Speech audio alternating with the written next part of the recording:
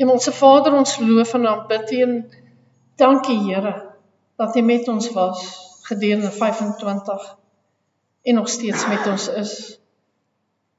Vader, ek bid dat hierdie diens, dat U dit sal seën, Here, en ook my lippe, en dat dit nie net leë klanke sal wees nie, maar dat dit wat U wil hê vir die gemeente moet gesê word, gesê sal wees, soos wat U dit gesê wil hê, Here.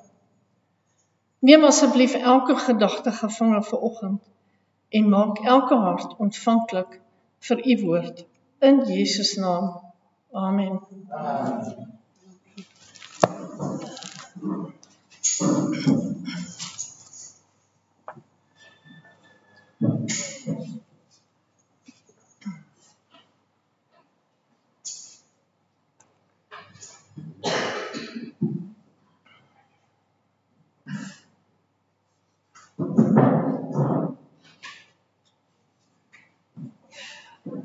En ek wou dit opgewonde laat klink het, maar die Heilige Gees is so teenwoordig vanoggend, dat dit is amper so 'n heilige oomblik, dat ek nie uitspattig kan wees nie, maar hier is ons, die eerste Sondag van 2026, en soos elke jaar is dit nou weer tyd vir eerstes, soos die eerste Sondag, Maandag, Dinsdag, Woensdag, Donderdag is nou die tweede ene. En so het 2025 verbygesnel. Verskriklik vinnig vir my. Kan julle my duidelik hoor? Nou, ons is in die begin van 'n nuwe jaar, en elke nuwe jaar het ons nou maar nuwe uitdagings, nuwe geleenthede, en die hele jaar lê eintlik soos 'n skoon bladsy voor ons. Watse inskrywings gaan ons hierdie jaar op daai leë bladsy maak? Ons het mos elke jaar die vreeslikste, mooiste nuwejaarsvoornemens. Myne is gewoonlik om gewig te verloor, nou kom ek nie daarby uit nie. So ons bly nie altyd daarby nie. Nou ek het een van daai groot kalenders, ek het gesien pastoor Jaco het ook een gehad wat hy nou opgevou het, wat jy so teen die muur plak.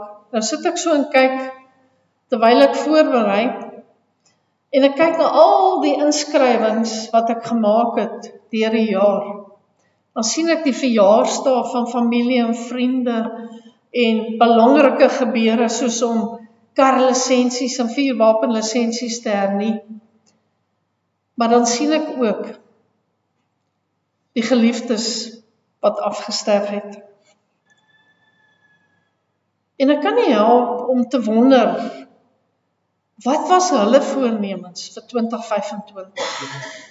En het hulle enigstens besef dat dit hulle laaste voornemens sou wees? Was daar dalk nog goed wat hulle graag sou wou doen? Maar ons sal seker nooit weet nie, want hulle tyd op aarde is hier verby. En die drome wat hulle gehad het vir 2025, het dalk nooit gerealiseer nie. Maar ek en jy is nog hier, en ons het weer eens nuwe voornemens gemaak vir 2025 of 26. Wat vorm deel van jou voornemens vir hierdie jaar? Of het jy enigstens planne gemaak? Nou, party van ons wat nog werk, sal seker vir my sê, jy is seker nie ernstig nie. Ek het soveel goed wat my besig hou hierdie jaar, en daar gaan amper geen plek wees vir ekstra goed op die kalender vir 2026 nie. En ek weet mense se lewens is maar besig. En as jy met iemand praat, word jy daaraan herinner. Want as jy vir iemand vra, hoe gaan dit? Dan is dit gewoonlik, goed, dankie, ek is net baie besig. Maar die vraag wat ons moet vra is, waarmee is jy besig? Hoe lyk jou planne? Sluit dit jou verhouding in met Jesus Christus?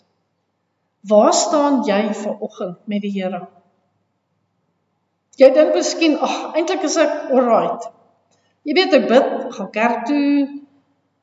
Wat is daar nou nog wat ek moet of nie moet doen nie? Ek het al na soveel preke geluister, en ja, dis waarskuwings, dis moeds, dis moenies, dis afgesaag al. Dis die een preek op die ander. Nou, buitendien was daar ook al soveel profesieë oor die wederkoms, die laaste een kan ons onthou van Dani Botha, dat jy dit ook nie meer wil hoor nie.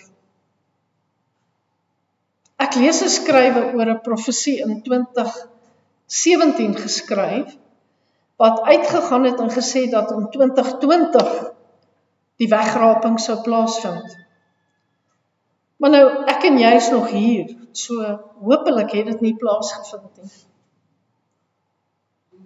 En daar was soveel profesieë voor dit, wat ook nie plaasgevind het nie. Maar ek wil jou vanoggend herinner. Kan jy onthou wat het gedurende 2019 gebeur? 2020, 2021 tot in 2022. COVID, kan jy dit onthou? Dit was aklig. Daar soveel lewens wat geneem is, soveel hartseer, soveel ontwrigting wat daar was. Hoekom dink julle het die wegraping nie plaasgevind nie? Was COVID nie dalk 'n ernstige waarskuwing op sy eie nie? Want skielik het almal, dis nog steeds op YouTube oral, het almal saam die Here begin loof en prys en geroep na hom toe, want ons is mos benoud. En nou, 2026 het ons al lank al vergeet daarvan, dit is iets van die verlede. Dis asof COVID nooit bestaan het nie. Maar kom ons lees bietjie wat staan in Matteus 24. Maar weet dit, as die huisheer geweet het in watter nagwaak die dief sou kom, sou hy gewaak het en nie toegelaat het dat in sy huis ingebreek word nie. Daarom moet julle ook gereed wees, want die seun van die mens kom op 'n uur dat julle dit nie verwag nie. Wie is dan die getroue en verstandige diensknegt vir wie sy Heer oor sy diensvolk aangestel het om hulle voedsel op hulle tyd te gee? Nou hierdie voedsel is geestelike voedsel. Gelukkig is daar die diensknegt vir wie sy Heer as hy kom op hierdie manier besig vind. Nou, Kersfees is nog eintlik vars in ons geheue. Ons het dit nou die dag gevier, paar dae gelede, maar daar's 'n tweede Kersfees op pad. En ek praat nie van 25 Desember 2026 nie. Ek praat van wanneer Jesus Christus terugkom. Ons weet dit kom, maar ons weet nie wanneer nie. Die opdrag en die waarskuwing hier in Matteus 24 is dringend en duidelik. Maar die vraag is, waarom talm die Here om sy kinders te kom haal? Nou, ek het duidelik nie die antwoorde nie, en selfs Jesus weet nie wanneer die wegraping sal plaasvind nie, maar die vraag is, nie wanneer nie, maar gaan jy gereed wees? En waarmee gaan jy besig wees? Op Kersdag, toe ek die woord gebring het, het ons in diepte gekyk na die menswording van Jesus Christus. Ons het gelees en geluister na hoe groot hierdie opoffering was, wat God, die Seun, Jesus Christus, bereid was om vir jou en vir my te doen. Ons het gelees dat hy eintlik gebore was om te sterf. Is dit nie 'n aaklige gedagte nie? Ja, wel, ek en jy gaan ook sterf, en ons het nie eintlik 'n keuse daar nie. Dit is deel van die natuur. Maar hy, Jesus Christus, was en is God en het vrywilliglik daardie keuse gemaak om homself te verneder, deur 'n mens gebore te word, terwyl hy eintlik en nog steeds God is. En waarom het hy sy goddelikheid opgegee, op sy geskuif? En hoekom het hy homself verneder? Omdat hy, soos ons wou word, soos ek en jy, sodat ek en jy, soos hy kan word. Die vraag is, wat moet ons doen om meer soos Jesus te wees? Miskien sit jy hier en dink, ja, op my ouderdom, maar net nog 'n jaar nader aan my dood, is dit nie? kan daar werklik nog iets wees op my ouderdom waarna ek kan uitsien, iets wat my nog opgewonde maak. Weet jy, ek is al lank in die tand en I've been there, I've done that, I know it all. Maar weet jy, daar's iets wat my na alle geruime tyd pla, en ek dink ek het dit vir 'n paar mense genoem. En dit is dat die gawes van die Heilige Gees nie hier vloei nie. En dis nie asof ek en pastoor Jaco dit keer nie. Wat is die probleem en waarom vloei die Heilige Gees nie hier nie? Is dit miskien onkunde? Ek weet nie. Ek weet regtig nie. Maar kom ons kyk wat sê die woord daaroor. Nou eerstens moet ons onderskeid tref, wat is die gawes en wat is die vrugte van die Gees? Want daar's al twee. Nou, dis belangrik om te onthou dat die vrugte van die Gees is twee konsepte wat jy nie moet verwar nie. En die vrugte van die Gees kry ons daar in Galasiërs 5 vers 22 en die gawes kry ons in 1 Korintiërs 12 vanaf vers 8 tot 10. Kom ons lees Galasiërs 5:22. Wat ons daar lees is dat die vrug van die Gees is liefde, vreugde, vrede, geduld, goedhartigheid, getrouheid, nederigheid, selfbeheersing. Die oomblik wanneer jy Jesus Christus aanneem, ontvang jy die Heilige Gees in jou hart. Hy verander jou van binne en laat jou in heiligheid groei. Nou, Paulus het hiermee die eienskappe van 'n ware Christen opgesom deur hierdie 9 vrugte te noem. En dit beteken dat 'n kind van God al hierdie eienskappe moet besit. Jy kan nie kies en keer nie. Dis deel van die pakket. En as jy nie daai vrugte het nie, is daar definitief 'n probleem op die een of ander faset in jou lewe. En in myne, glo my, in myne ook. Ek wil egter vanoggend net so 'n klein bietjie fokus eers op die gawes, die ander. En dat staan daar in 1 Korintiërs 12 en daar is 9 van hulle, soos wat daar 9 vrugte is. So, kom ons kyk gaan na 'n kort opsomming van hierdie manifestasies. Verskoning. Die eerste een is 'n woord van wysheid. Nou, wat is dit?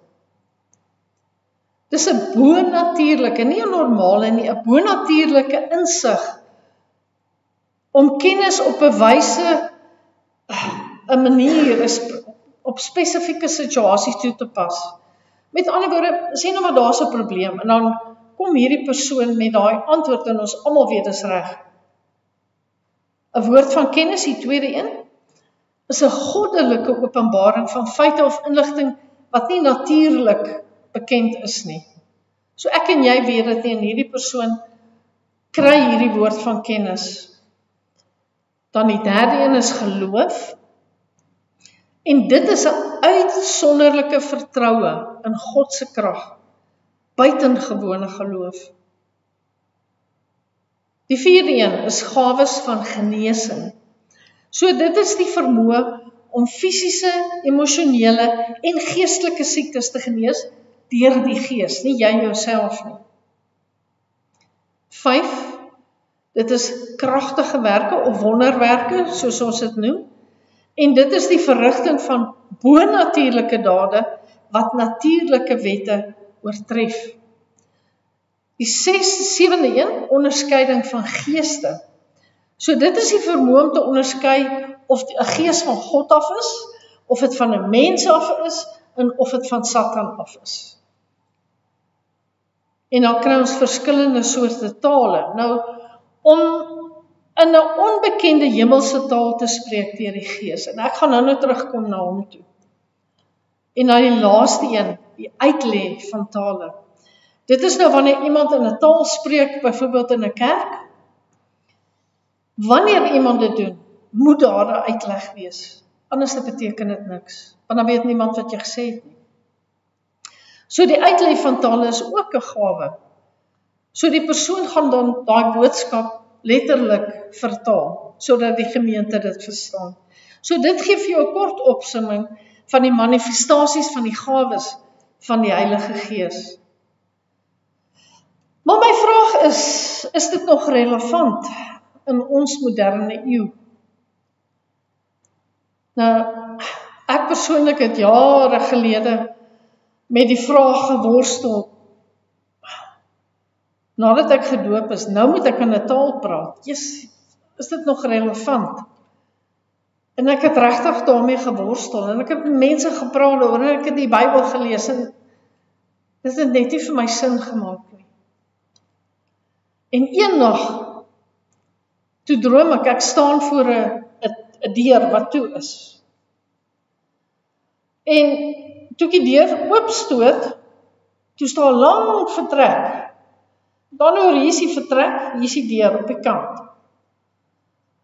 En ek sien, daar's 'n lang vertrek, daar's tafels wat gedek is, wat daar staan, daar's stoele, daar's borde, dis gedek, en daar's opgeskep vis en brood, maar reg voor my staan nog 'n deur. En ek weet, as ek by hierdie deur inkom en ek maak daai een oop, is ek uit. As ek regs draai, dan loop ek na die tafel toe, wat klaar gedek is. En die volgende oomblik, sonder dat ek dit beplan het, sit ek. En ek sit en staar so na die bord kos voor my. En ek dink, jy weet, vis is mos 'n ander ding, as hy af is, dan gaan dit alles deur my gedagtes in my droom. En ek dink, dis eintlik gevaarlik, hoe kan hulle hierdie goed opskep en los? Maar dit is netjies, is pragtig, mooi tafel en klomp stoele. En toe ek my weer kon kry, ook sonder dat ek dit beplan, het ek daai stukkie vis afgebreek en in my mond gedruk. Ek dink, hierdie vis proe heerlik, maar in my gedagtes dink ek, maar dis al lank, baie lank terug, voorberei en opgeskep. En toe skrik ek wakker. Nou, typies mens het ek gewonder, Daniel het ons drome uitgelê in die Bybel, ek wonder wie kan vandag nog drome uitlê. Maar ek kry toe nou niemand nie. En toe dink ek eers daaraan om te bid en die Vader te vra om dit self vir my uit te lê. En ek gaan buite en ek gaan hang die wasgoed op en skielik is dit soos 'n gordyn wat oopskuif. En ek verstaan die droom. Die Here het dit self aan my geopenbaar. Hierdie gawes is daar vir 'n lang tyd al. Dit was relevant toe, maar dit is nog steeds vars vir vandag. Jy kan regs draai, jy kan gaan sit by die tafel, wat die Vader vir jou voorberei het, met al die gawes. Of jy kan net voor jou kyk, en dadelik weer hierdie vertrek verlaat, sonder dat jy enige iets ontvang het. Die keuse is joune. Dis daar, dis beskikbaar, die maaltyd is klaar voorberei, die tafel is gedek, en die maaltyd is sommer reeds opgeskep, en dis vars en heerlik. Jy kan net gaan sit, en die maaltyd ontvang, en dit geniet. Die keuse is joune.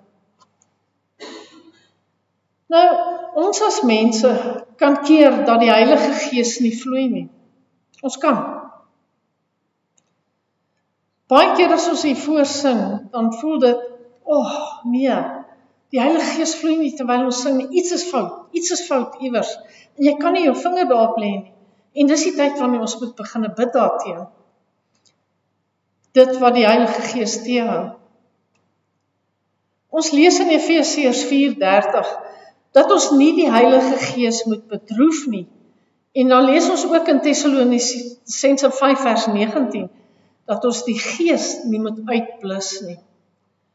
En vanoggend gedurende die sang, het ek regtig die Heilige Gees voel. Ek het hom so tasbaar gevoel, dat ek gesukkel het om te sing, ek wil net huil. Nou, baie van ons wil so graag die manifestasies, of die gawes van die Heilige Gees sien. Jy weet, soos 'n wonderwerk wat plaasvind. Genesing, spreek in tale. Maar wat gebeur dan? Dan vergeet ons van die vrugte van die Heilige Gees. Jy weet, ons 'n baie mooi en 'n besonderse vrug, en hierdie vrug groei net aan 'n spesiale boom, 'n baie spesiale boom. En die beste van alles is, al hierdie spesiale bome dra daai spesiale vrugte. Nou waar kry ons hierdie spesiale bome? Hierdie bome is mense in wie die Heilige Gees bly en werk. Jesus sê in Johannes 15 vers 5, ek is die wynstok, julle die lote. Wie in my bly en ek in hom, hy dra veel vrug, want sonder my kan julle niks doen nie. Nou, wat se vrug verwys Jesus na hier in Johannes 15 vers 5? Ons kry die antwoord in Galasiërs 5:22, wat handel oor die vrugte van die Gees, wat ek net genoem het. Liefde, blydskap, vrede, lankmoedigheid, vriendelikheid, goedheid, getrouheid, sagmoedigheid, selfbeheersing. So hierdie vrug is wat sal sorg dat daar genoeg olie in jou lamp is vir die laaste wag voordat Jesus terugkom. En baie, baie belangrik, hierdie vrugte wys vir ander mense wie Jesus is. Dit wys dat Jesus in ons is. Hierdie 9 vrugte is presies hoe Jesus se lewe op aarde was. So as jy hierdie 9 vrugte dra, sal mense vir Jesus in jou sien. Nou wat is die eerste vrug? Liefde. Liefde vir jou naaste. Dis vir die Here so belangrik, dat hy dit sommer nommer 1 vrug gemaak het. Dis ook so belangrik dat die Here dit in Matteus 22:37 deel van sy gebod gemaak het, dat jy jou naaste moet lief hê soos jouself. Naaste liefde is so belangrik. 'n kind van die Here sonder naaste liefde is eintlik dood. Dis waarom Paulus in 1 Korintiërs 13 vers 1 sê, die bekende gedeelte, al sou ek die tale van mense en engele spreek, en ek het nie die liefde nie, dan het ek 'n klok geword, 'n stuk yster, wat jy slaan, wat lawaai maak. So Jesus vat nou nog hierdie leefstyl so 'n bietjie verder van die liefde. Daar in Matteus 7 vers 16, aan hulle vrugte sal julle hulle ken. 'n Mens pluk nie druiwe van dorings of vye van distels nie. So dra elke goeie boom goeie vrugte, maar 'n slegte boom slegte vrugte. 'n Goeie boom kan nie slegte vrugte dra nie. 'n Slegte boom kan nie goeie vrugte dra nie. Elke boom wat dan nie goeie vrugte dra nie, word uitgekap en in die vuur gegooi. So sal julle hulle ken, aan hulle vrugte. Hoe lyk die vrugte wat jy dra vanoggend? Dra jy vrugte wat soet en sappig is? Weet jy, ek ruik sommer 'n geel perske as ek so praat. Of as jy vol dorings? Nie 'n kakiebos nie, 'n perske. Of as jy vol dorings, wat net ander mense seer maak? Versprei jy 'n lieflike geur? Ek is so lief vir rose, net omdat hulle so edel, so mooi, en daar's so geur omtrent hulle. Nou 'n prediker het eens 'n boodskap gebring en gesê dat as Jesus gaan kom om ons te haal, hy gaan soek vir die wat die meeste na hom lyk in doen en late. So as jy in die Here bly en hy in jou, dan begin ons om meer en meer soos Jesus te lyk. As jy dan die vrugte van die Gees begin dra en dit in jou lewe toepas, dan word ons meer en meer soos Jesus. Nou die Here wil nie hê dat jy perfek moet wees. Ek weet ons is nog hier op die aarde, maar ons kan streef daarna. Ja, ongelukkig is daar slegte dinge wat gebeur. Baie mense kry seer, bitter seer. Maar om gesnoei te word en gevorm te word word ons voorberei om gereed te wees vir die volgende seisoen. Want net soos in die natuur is daar ook seisoene in ons lewens. So teen die einde van die winter, wat doen ons? Dan begin ons die takke van die vrugtebome afknip, en ons gooi kunsmis, en ons maak die grond nat. En wanneer die temperatuur perfek is, stoot daar nuwe groei uit. Nuwe klein, delikate bloeiseltjies. Die bytjies kom, en dit versprei die styfmeel van die een boom na die ander. En eers wanneer die boom deur die trauma van die winter gegaan het, waarin daar geen groei was nie, na dit, toe kom die pynlike snoeiery, waar al die takke afgeknip word. Net sekere takke word toegelaat om vrug te dra. En die tuinier gee die boom gereeld water en versorg dit. Dan kom die vrugte minder as wat daar sou wees, voordat dit gesnoei was, maar heerlike, groot, sappige vrugte. Dis presies hoe God, die tuinier, ons voorberei vir sy werk. Ja, dis pynlik. Daar kom vervolging, daar kom teenstand, maar slegs die boom wat vrugte dra, gaan in die boord bly groei. As die boom nie vrugte dra nie, gaan hy uitgekap en verbrand word, en 'n nuwe boom gaan in sy plek geplant word.